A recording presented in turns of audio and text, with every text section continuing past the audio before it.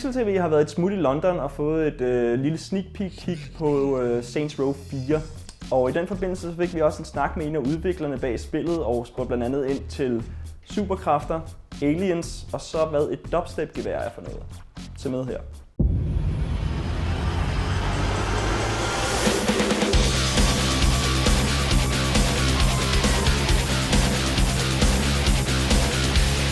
They're called the Zin.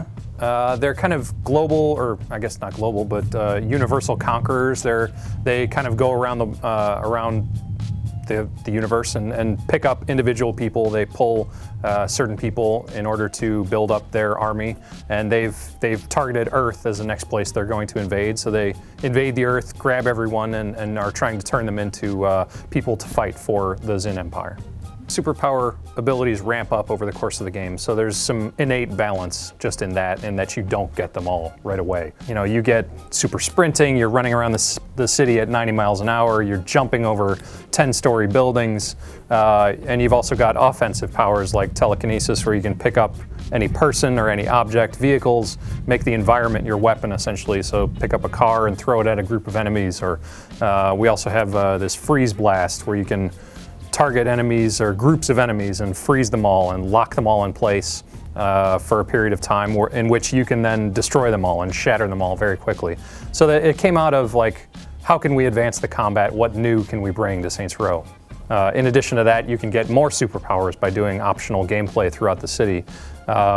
There's also enemies that are not vulnerable to your superpowers, or not vulnerable to your weapons until you use superpowers on them. So we try to mix and match between making you powerful and making the enemies powerful in order to keep a good balance throughout the game. So you fight enemies that early on you can defeat early, later on they get tougher, they get shields, and then you fight ultimate enemies that have the same abilities as you, and so it can get very, very tough.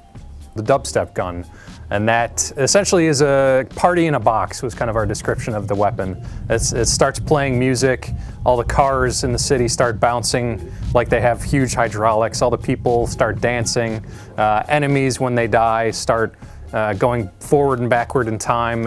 If you've seen any dubstep videos, you know what that sort of looks like. And so it just kind of creates a really fun environment where your weapon feels like it's affecting the entire city and not just, you know, a pew-pew gun.